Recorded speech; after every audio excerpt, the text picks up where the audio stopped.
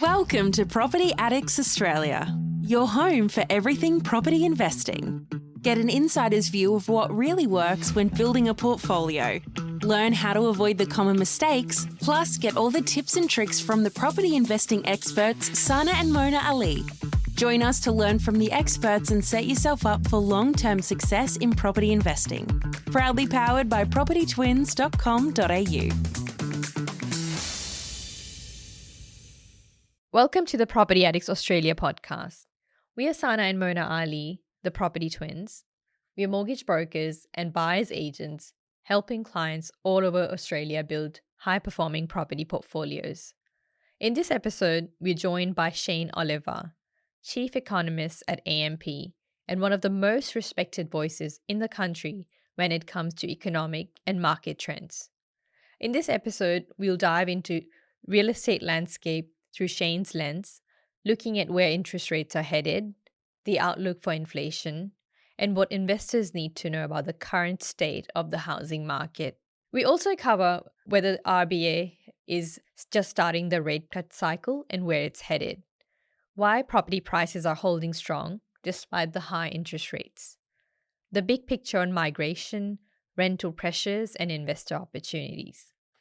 Whether you are a seasoned investor or just trying to make sense of today's market, this episode is packed with insights that you won't want to miss. So welcome, Shane, to Property Addicts Australia. Thanks, Sana. Thanks for having me. Thanks, Shane. So Shane, would love to hear a bit about your story, and obviously you've been an economist for a very long time. Yeah, a long time, decades. So I've been at AMP the whole time. So I went to school on Sydney's Northern Beaches, did economics in high school, loved economics, and decided I wanted to do economics. Not that I knew what economists did. Then I studied economics at university and as well as law, but then concluded I didn't really like law, and so stuck with economics, got a job with AMP. This is back in the 80s, which was a very big organisation back then. It's a bit smaller these days.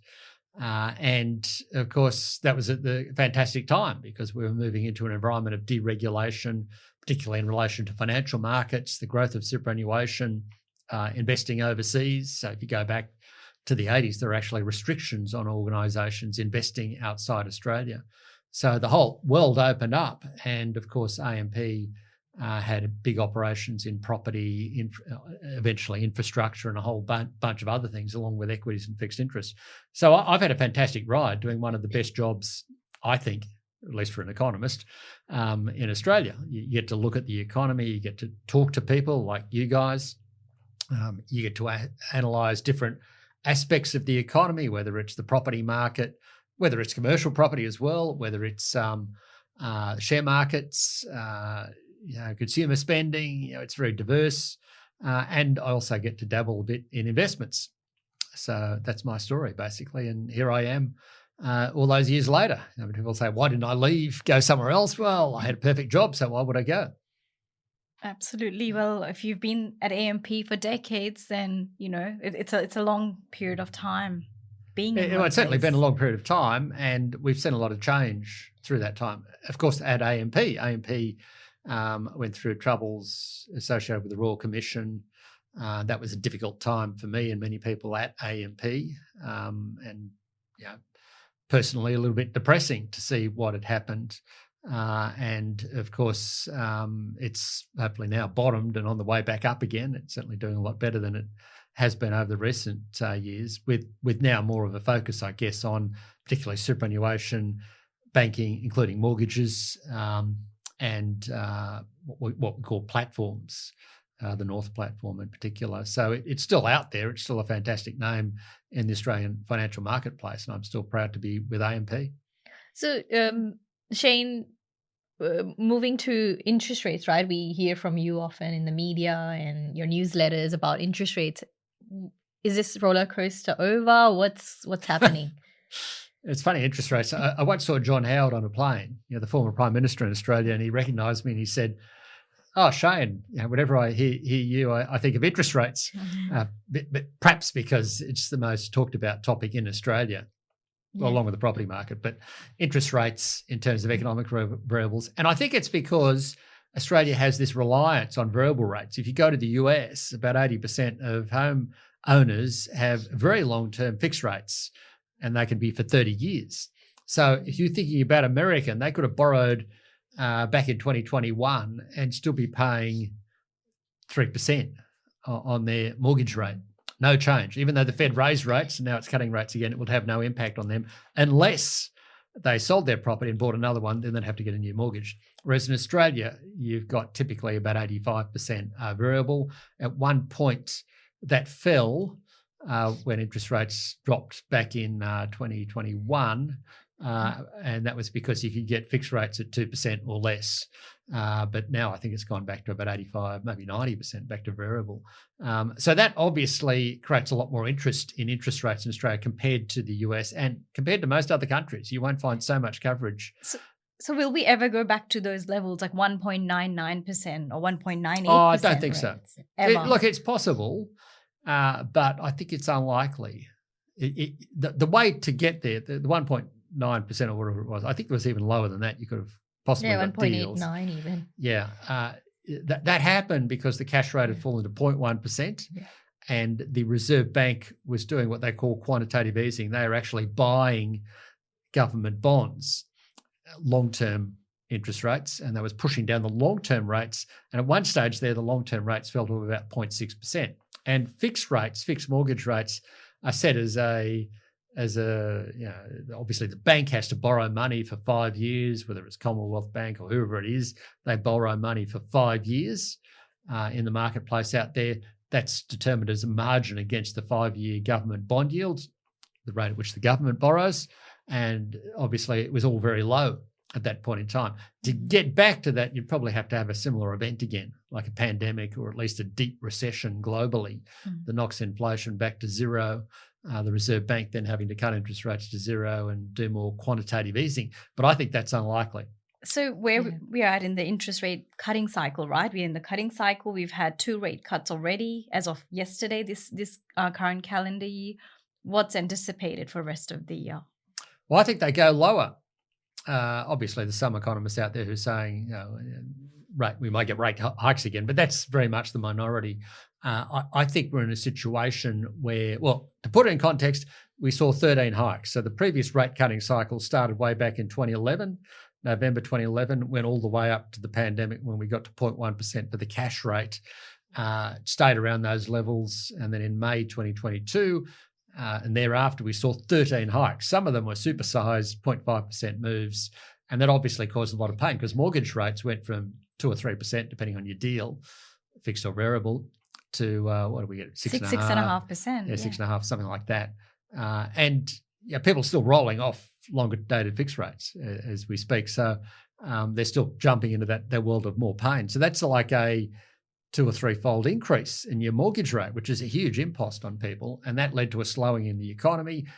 That's what the Reserve Bank wanted. Inflation is now coming down again. So they raised rates because inflation took off. Now with less demand in the economy, inflation's coming back down again. We've got inflation in the target range of 2 to 3%. And I think we're going to see more cuts because interest rates are still higher than what you regard as being neutral. So do you think this rate cutting cycle will impact the economy for the better, or things will start picking up in the economy? Well, it depends what you mean by better. I've got to be careful here because there's some people listening to this who think that low interest rates are terrible. It will just cause house prices to go through the roof. True. And therefore bad news for prospective first home buyers. More so like... But for the economy, lower rates are good. Stimulating the economy or more spending by people, so in that having sense, more disposable income. So you've got a bunch of people out there who have mortgage.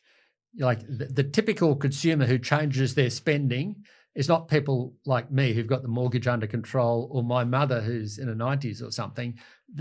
We don't change our spending that much because we're not that sensitive to interest rates. And nor do very, very young people who don't have a mortgage. But that group of 25 to 45-year-olds, increasingly older now because people take mortgages later, they change their spending a lot. So when interest rates come down, if you've got a $660,000 mortgage, which I'm told is the average new mortgage these days, Sounds like a lot of money compared to what I had to borrow. But anyway, they would be saving about $105 a week. Mm-hmm. I'll call it $100 a week, just on the latest rate cut. $200, just over $200 a week. Sorry, a month rather, on the two cuts together, and that amounts to about $2,500 a year. So $200 a month. Mm-hmm. I was mistaken when I said weekly, and about $2,500 in annual interest bill savings. So that's quite a saving. And the people who have that saving will then feel more flexible, be able to go out and spend. Likewise for businesses, if you've got an overdraft, relying on bank finance to help your business get going, you'll free up a bit of cash flow, and that can help employ more people or invest in the economy. So in that sense, it's good news. Just worth bearing in mind, though, we did have 13 hikes, and someone with a $660,000 mortgage would have seen their annual interest bill go up by about $16,000 or $17,000. So per annum, that is. Per annum. Yeah. We've only reversed that by about $2,500. Yeah. So it's not a big impact. It's not a big impact, but at least it's going in the right direction. We've also got, I sound like the Labor government now, we've also got wages growth being a bit above prices growth. So we're getting real wages growth. That eases the cost of living problems a little bit. And we had those tax cuts in July of last year. And so on our calculations, someone with a mortgage on average earnings would probably be about, this is about a week, they'd be about $108 a week better off than they were compared to a year ago. But do you see 13 drops now? No, we won't go back to those lows. Oh. I reckon the cash rate will probably go back to about 3.1%. So it's currently 3.85%. The high point was 4.35%. We will see more cuts. A bit of a debate as to whether the next one will come in July or whether they'll wait to August. When you heard from the Reserve Bank governor this week, she was a lot more what we call dovish. Hawkish means inclined to raise rates. Dovish means inclined to cut rates. She was a lot more dovish, which implies that she's probably leaning towards more rate cuts. So you could get a cut as early as July. That's the next meeting. Our base case is August, but I'm not going to rule out a July cut. And then I think you probably get another two after that. November and February, apparently. Well, yeah, by February we'll be down at 3.1%. Yeah, because RBA used to meet every single month historically, apart from January, That's I think. right. And now they're doing it every 2 months or so. Yeah, it's every 6 weeks. 6 weeks, So, okay. Yeah. They always meet in the mid-month of each quarter. Mm-hmm. So February. So they May, won't have August. a surprise cut like halfway through their meeting cycle. Yeah. They could. But to get that to happen, you'd have to have a crisis. Mm-hmm. Donald Trump is a potential crisis.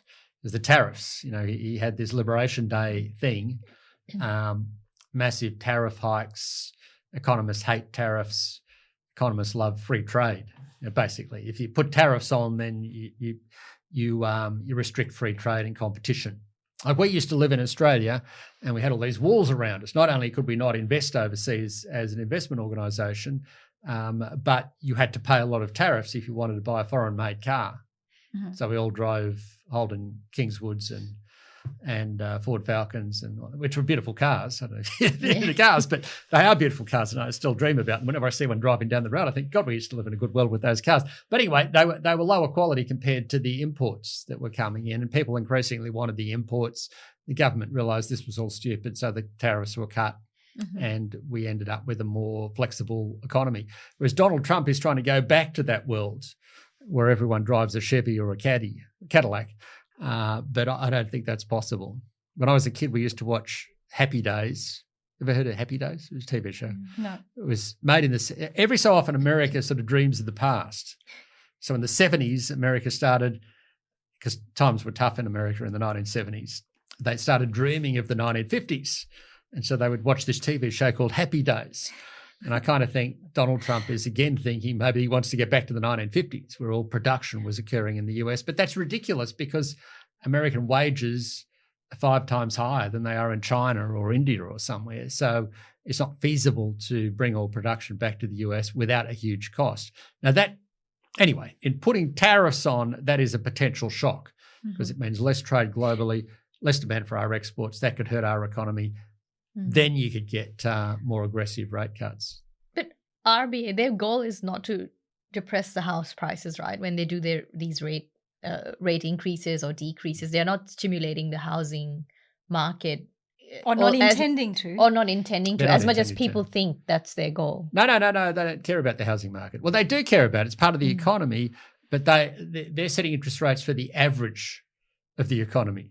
So they don't set interest rates for first-home buyers. They don't set interest rates for renters. They don't set interest rates for owner-occupiers. They're setting, or investors, they're setting rates for the average of the economy. Now, unfortunately, when you cut rates, there is a tendency for house prices to then go up. And that's okay initially. The Reserve Bank might say, okay, well, we're trying to stimulate the economy. We cut rates. People go and spend more. People borrow more. People pay more for houses. House prices pick up. And it's an outworking of that. But it's not their end point. What they're trying to do is support overall economic conditions, stop unemployment from rising. The problem for the Reserve Bank, and they often get blamed for high house prices, is that it's not something they can really control ultimately. If we want to fix up the lack of housing in Australia, we have to fix up the lack of housing. We have to build more houses. Mm-hmm. We have to stop jamming everyone into Sydney, Melbourne, Brisbane, Adelaide. We've got to spread people out more around the country, and that's what we never seem to be able to do. And so the Reserve Bank, unfortunately, they cut interest rates.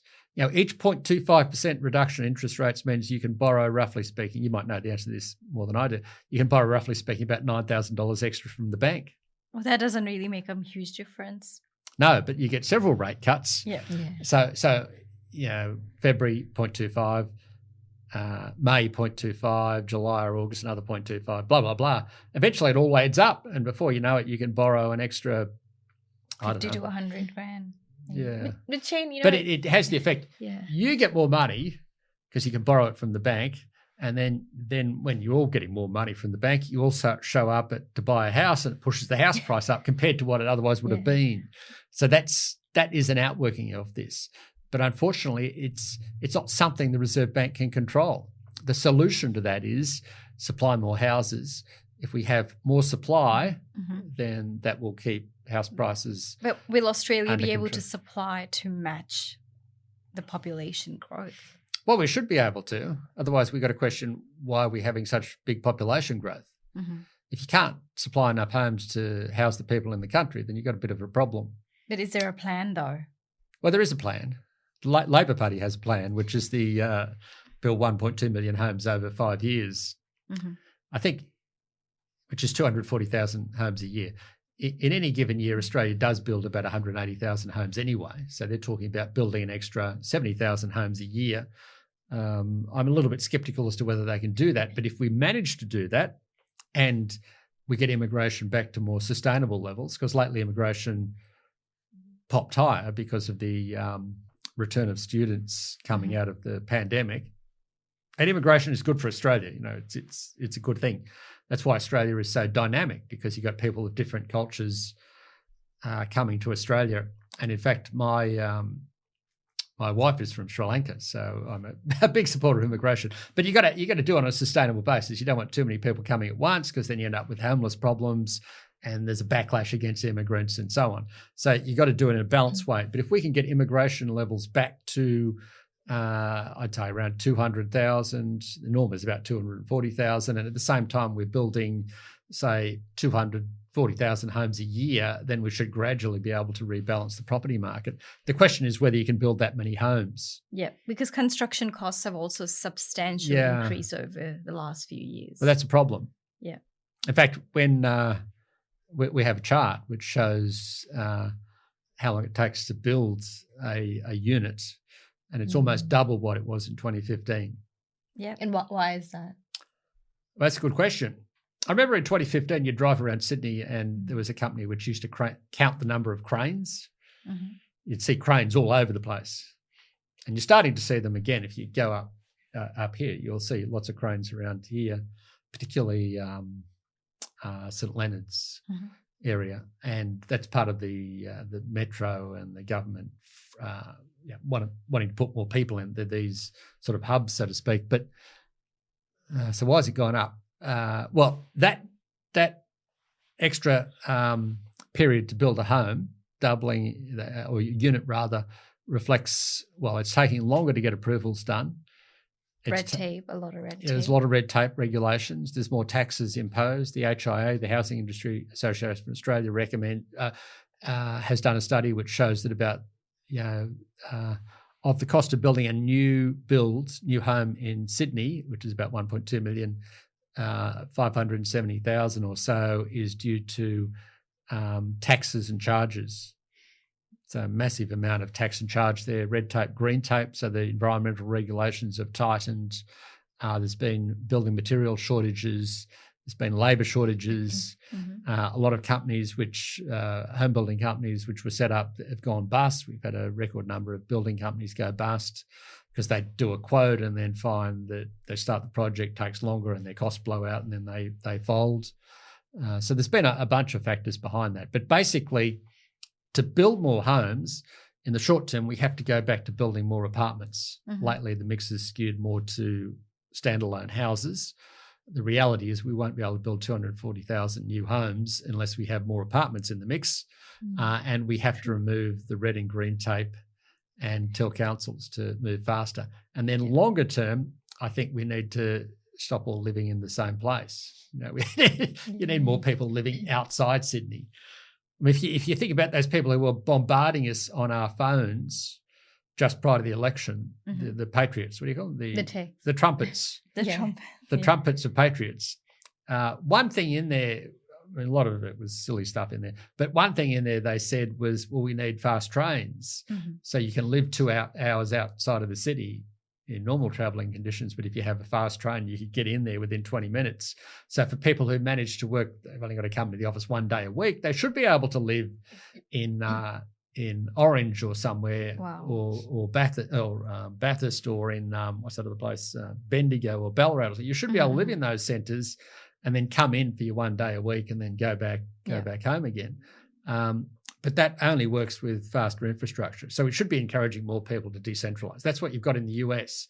If you look at Demographia, which publishes this annual comparison of housing affordability, Australia is right there at the top. We're about the most expensive. It's about 12.7 times annual average wages to pay for a house in Sydney.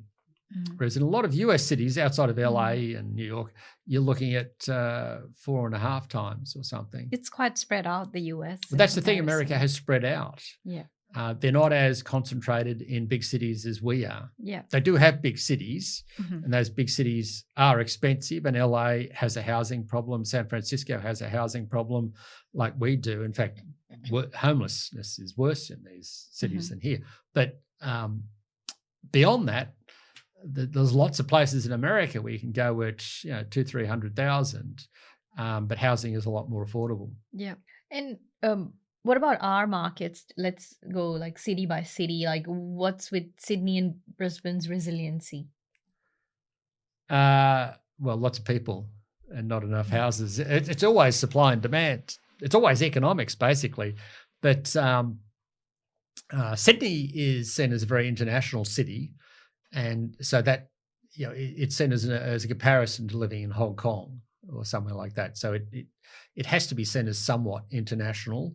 It does have ridiculously high prices, but as I mentioned to you a week or so ago, it's little. When you watch Lux Listings, that TV show on Amazon Prime, I think it was. It was just amazing how Sydney looks so beautiful in that. It was a fantastic TV show just to see. I don't know if you know those guys in Lux Listings, but anyway, what you see in Sydney is obviously very expensive properties. The median price is, I think, a couple of $100,000 above where it is in Brisbane. So if you run through Australian cities, Sydney is the most expensive, and that also is in relation to wages. But it certainly has a shortage of property, and that's the basic factor pushing prices up. Melbourne, I mean, if you can divide Australian cities up in half, thinking about the last couple of years, you've got Sydney, Melbourne, Canberra and Hobart and Darwin, which has been a little bit on the soft side. So Sydney and Melbourne in particular had a big run up going into the period before the pandemic, and then Sydney continued particularly after that. So that left it severely unaffordable. Those cities have had a bit of a dip back to varying degrees. Now they're starting to pick up again with the low interest rates. Sydney came off a little bit, Melbourne a lot more, and Hobart a lot more. So if I was saying I'm looking for value in Australia, I'd probably say Melbourne is probably somewhat more valuable. It's somewhat cheaper. Despite all the levies and taxes. Well, that's the problem with Melbourne, that the state government there has gone crazy with various levies on investors. So that complicates it a little bit. I think if you're an owner-occupier, I think there's better value to be had in Melbourne than in Sydney, Brisbane. Perth, it's about the same. Adelaide looks very expensive to me. But I kind of think that the basic resilience around Australia is supply and demand. Too much demand, lack of supply. Melbourne, it's not quite as bad because they tend to be able to build houses a bit quicker. I think if you're looking for better value as a home buyer, putting aside the property taxes, Melbourne's probably better value. Likewise, Hobart's reasonably good, possibly Canberra. Sydney, I think you probably only go there if you have to and you want to live there or you're already there. But I think what's going to happen here over the next year with interest rates, Melbourne will probably pick up relative to the cities at the other end, which is Brisbane, Perth and Adelaide. Now, they've been booming. They did go through a lengthy period of underperformance, particularly Perth, but in recent times, particularly the last 2 years, they've done exceptionally well. And they're now looking a bit unaffordable. Yeah. It beats me why anyone in Melbourne would think I'm going to relocate to Brisbane because they'd end up paying more for a property there. Likewise, it's a bit hard to understand why Adelaide is so popular and so strong. Although it's a beautiful place to live, but it does seem a little bit vulnerable to me. So what I think will happen is you'll see Melbourne in particular start to accelerate. Brisbane, Perth and Adelaide will slow off a little bit. Oh, and Brisbane has the Olympics coming. Do you think despite that, it might slow down a little bit? The Olympics might help, but that's still, when is that? 2032. So it's still a few years 7 away. years. Yeah. I mean, there'll be a lot of excitement around Brisbane in the years prior to that, but I think that excitement's probably still 4 or 5 years away. Yeah. But Melbourne rental yields are known to be low. You still believe it will still accelerate despite the low returns? Yeah. For an investor, it's more difficult. I think if you're owner-occupier, you'd probably say Melbourne's a better place right now. If you're an investor, you've got to be a little bit careful because of the taxes and charges and the vacancy factor. Rental vacancy factor is a bit higher in Melbourne, and the rental yields, the rents aren't as good for investors. But is that because they've built more houses compared? They've done a better job of supplying houses. Yeah. But do you see if there's a change in the state government that these levies or these taxes might just be scrapped? Yeah, probably. I mean, it's difficult. Victoria just announced their budget, and Victoria is probably the most problematic state in Australia right now because of its excessive debt levels, and it's got the lowest credit rating of the Australian states. So a credit rating is a rating put on a borrower by an organisation like Standard & Poor's or Moody's or Fitch. And Australia is AAA and Victoria is AA, which is still good, but it means they are paying more to borrow money than in other states. Now, we just saw another budget there and they've done a whole lot of extra spending, free public transport for kids and a lot of handouts. And it looks like the budget situation is even worse than it was before, the way I look at it. And that is obviously problematic. And so I think if there were a re-election of the current government, then they're not going to remove those taxes and charges. If it's a new government, then there is a risk that they may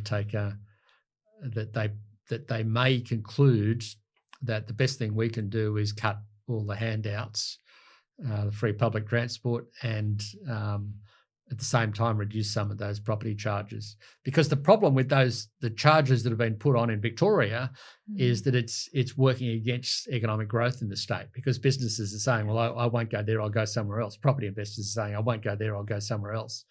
And that's working against things, even though it might be popular. to protect households, but it could be working against households in the longer term because it means less economic growth in Victoria. But the fact that Melbourne seems quite good value for money in comparison to, say, Brisbane and Perth and Adelaide. Would people just buy because of that? Because it presents good value despite the taxes? Well, it depends what you are. If you're an investor, you'd probably have to think twice because you've got to allow for the property tax imposts. If you're a owner-occupier, you might think, well, I'm sort of looking at Australia as a Martian. So where would I go? You might think, well, Victoria might be better because it's got somewhat cheaper housing compared to Sydney, and now versus Adelaide and Brisbane. Yeah. So if you're an owner-occupier, you might still go there. And like Sydney, I mean, it's a big city, so it has good job prospects. Yeah. But do you see Melbourne catching up to, say, Brisbane and Adelaide? I mean, it's really fallen behind. Well, there's always a cycle there. I mean, there's the one thing you notice about everything, interest rates or property. I mean, property just seems to keep going up, but property does have setbacks. We had setbacks in it wasn't as clear up until the 2000s, but we did have a setback at the time of the GFC. Then we had a pick up. Then we had another setback generally around Australia around 2017 to 2019. Yeah. And that was at the time of the Royal Commission and the tightening in lending standards. Yep. Then we had a recovery. Then we had another dip at the time of the pandemic, then a recovery, then a little dip when they started to raise interest rates. So you're occasionally getting these little dips, even though they don't seem that big. But there's always a cycle there. And I've looked at the relative price growth cycles of, say, if you compare Sydney and Melbourne, which are often similar compared to Brisbane, Adelaide and Perth, and they tend to go in these 5-year cycles where you've got a phase where Sydney and maybe Melbourne are doing well, Brisbane, Adelaide and Perth are not. Then you go through a phase where Brisbane, Adelaide and Perth are doing really well and Sydney and Melbourne not doing as well. And it partly reflects the phases in interstate migration. Now, people go through phases where they say, I'm going to relocate to southeast Queensland, and then they go through phases and say, well, it's too late now. The prices there are too high. I'm not going to do that. So the immigration won't be as much as it has been. Interstate migration. I think it will slow down. You'd certainly be crazy to move out of Melbourne now and go to Brisbane because it's more expensive. You'd be paying much more money for the same. I don't think Queenslanders like people coming there either. Well, they probably don't, but that's where a lot of their growth has come from, that they have more people coming there and that grows the economy. But it does have the effect of causing crowding and higher property prices. So talking about the cycles, you said 2017 to 2019, there was a bit of slowdown in the Australian property market. And we had interest rate hikes from May 2022 onwards. So do you think we are past that period of time or slowdown in the market, and now with the rate cuts, we are on an upward cycle moving forward? It's probably an upward cycle. And the debate amongst most analysts is whether it's going to be modest or strong. The argument for a strong recovery is that once rates come down, it normally invigorates the property market, and that you get a strong recovery. The counter argument is we're starting this upswing from a point of poor affordability. So if you look at price to income ratios, they're already very high. We haven't really had much of an improvement, and that would therefore constrain the size of the upswing. Like we had 13 rate hikes, but the property market bottomed out so we had rate hike starting in May 2022. Property prices fell for about 6 or 7 months and bottomed out at the start of 2023. And despite more rate hikes, property market took off because of the surge in immigration and the shortage of supply. So this cycle's been a bit unusual, and that you've had these conflicting forces. And normally you would have seen bigger falls in prices as a result of higher interest rates, but we didn't see that. So I suspect that lack of weakness in the property market through the interest rate tightening cycle means that they may not go up as much. So therefore, I think it's probably going to be a bit more constrained. Yeah, not during the pandemic, some markets. Yeah, through the pandemic, it was odd. Yeah. initially prices came down, and then once I think Australians realised they're not going to lose their job, or if they do, they're a JobKeeper or something or other, and interest rates went to zero. So the cash rate went to 0.1, mortgage rates went to 1.9 or whatever. Then Australians thought, oh, gee whiz, this isn't too bad. I've got my job. I've got super low interest rates. Buy property. Yeah. And average prices went up 30%. This time around, interest rates aren't going to go back that low. We haven't had much of a fall in property prices. Affordability is a lot worse. So therefore, it's going to be more constrained. So someone looking to buy today, they don't necessarily need to FOMO in. They can just take their time. Yeah, probably. But Probably. Shane, you touched on Melbourne accelerating, and Sydney will, while Brisbane, Adelaide, Perth might take a little bit of a backseat or a breather. So then does it mean Sydney will grow if Melbourne's accelerating? I think they'll all grow. But like 2013. I think the pace of growth might not. Yeah, I think what will happen is the relativities will change. So Melbourne will start to look stronger. Sydney will sort of, I don't have a strong view on the relativity of Sydney. Sydney will be okay. Perth and Adelaide and Brisbane will slow a little bit, but still grow. So so I've got to put numbers on it. Melbourne over the next 12 to 18 months might grow 7-8%. Sydney could be, I'd say, 3 or 4. Adelaide, Brisbane and Perth a little bit more constrained than that. Yeah. Well, they have been growing for quite some time. Yeah, because it takes me back to 2013 when, we were building our portfolio in Sydney. You were seeing like 70, 80 people through an open home. That hasn't happened in a long time, I would think. No. It may, there's conflicting forces here. On the one hand, we've got less immigrants coming in. We know when you could tell if I'm right on this, but it seems there's less people showing up when a rental property is for lease. Vacancy rates have picked up a little bit. Got more kids sharing, young people sharing when they first move out of home with their parents.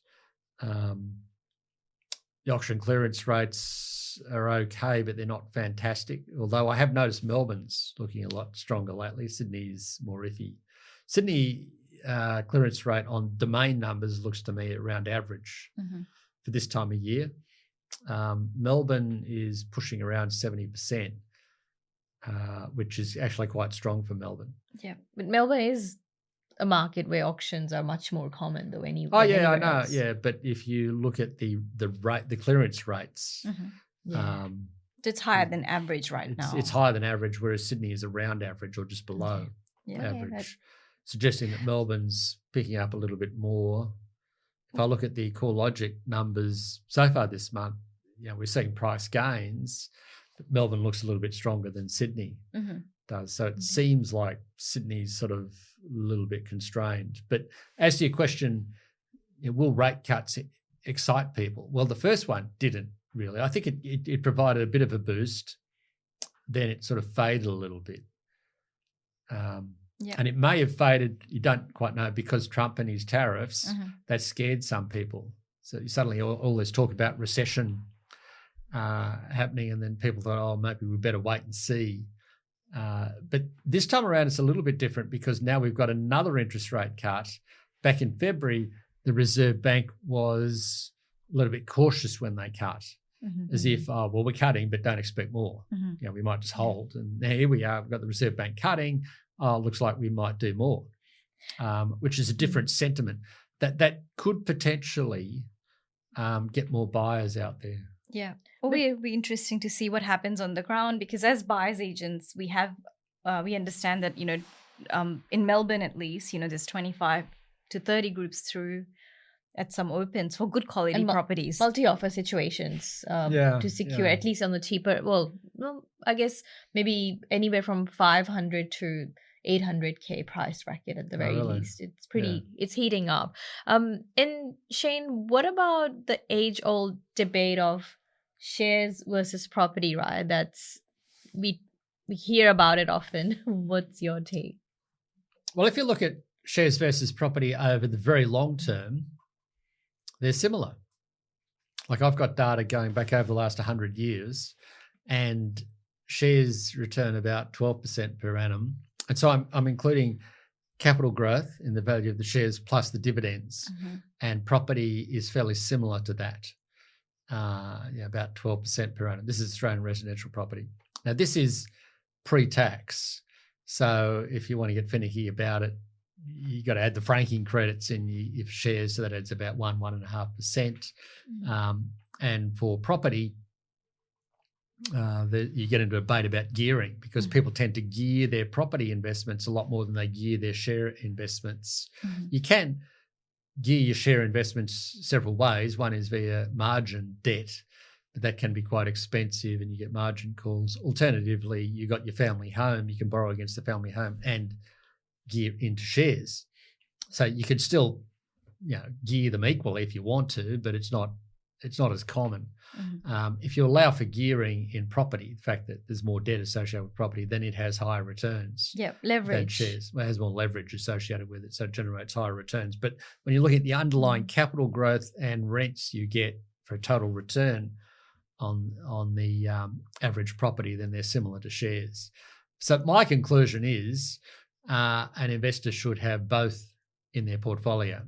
So if you're and I include the family home. So if you're someone with a family home and you add up all your wealth and it dominates, it's 70% of it, then you should consider having more shares. And then your super might give you some of that as well. But by the same token, if time goes by and your superannuation builds up and you find that it skews the other way, then maybe you should get some more property in your portfolio. So I think there's a role for both in a portfolio, and they are different asset classes. They're both growth assets, unlike cash, which is money sitting in the bank.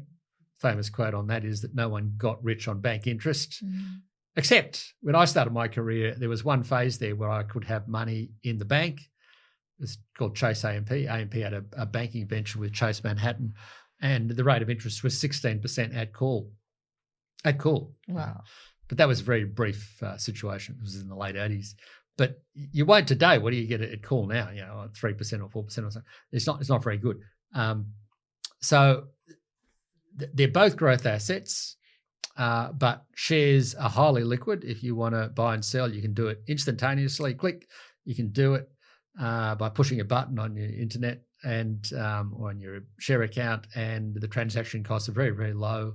But the downside with shares is that they're very, very volatile. They'll move around a lot, whereas property is a lot more illiquid, but it's more stable over time compared to shares.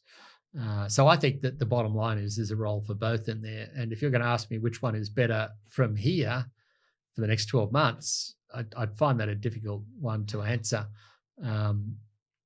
I'd probably say they're both about equal. So we can't predict where our markets might be in the next 5 to 10 years then, where Australian property markets could be. You can have a go. 5 to 10 years, I'd probably say they'd be the same. No, you mean in terms of growth? Well, I think you'll probably get capital growth out of property. Like income growth will probably be 4.5%. So if you look at growth, historically, property has gone up with the economy. So if nominal growth in the economy is, say, 2.5% plus 2.5% inflation, that's 5%.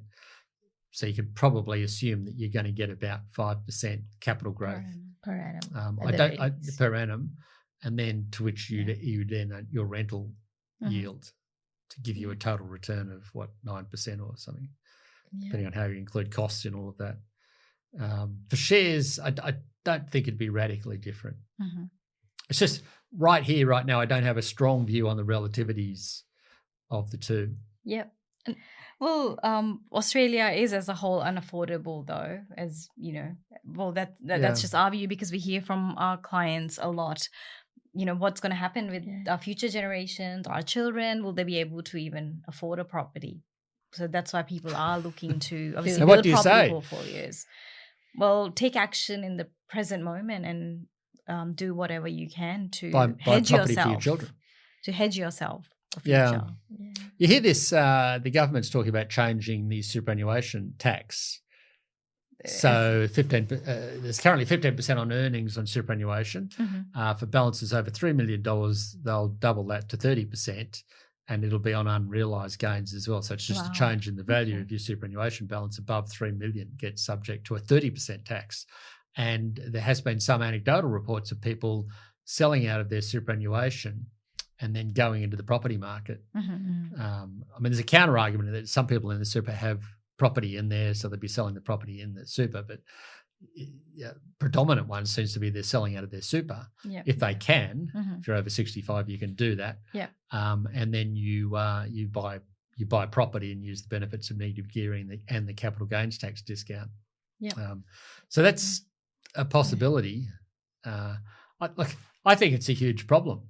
I think it's grossly unfair that we in Australia have arranged the situation.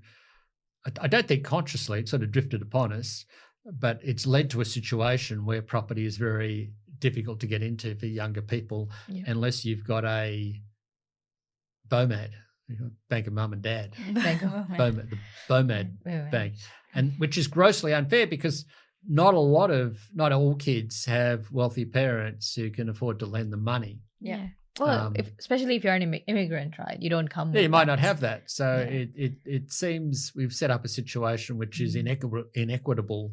So it's inequitable across generations and also across income levels, and also depending on how well off your parents are. And that seems ridiculous to me because we are a country with a lot of land. Even if you look at Australia and say, oh, well, a lot of it's desert, we're not going to live there. The arable land in Australia is huge compared to many other countries, and there's a lot of space out there, and we just haven't arranged things very well. And the common solution of politicians, we just jam more people in, you put more high rise up here and there. That's well and good in the very short term, but longer term it will reduce the quality of life in Australia. So that's why I think we do need to focus on shifting people away from capital cities, encouraging the ability to work from home and live more remotely for some who can do that. I'm not saying it's going to work for everyone. Younger people obviously want to come into the office and do all that sort of stuff, and you do need, for cultural reasons, you've got to come into the office some of the time. But where possible, we need to decentralise away from our big cities. True. And unfortunately, our politicians aren't really focused on that. They're just sort of focused on short-term fixes. And the other problem politically is that the bulk of voters actually are homeowners. 2/3, 1/3 either own their home outright, older people normally, or 1/3 are paying off a mortgage. So the votes are actually in the homeowners, and they don't want prices to go down. So, well, that's a wrap. Shane, so much valuable information today for our listeners, and hopefully, we can build more houses in this country. And thank you for joining us today at Property Addicts Australia. My pleasure. Thanks for having me. Thanks, Shane. That's a wrap on today's episode. We hope Shane's insights gave you clarity on where the economy and the property market might be heading. If you found this valuable, don't keep it to yourself.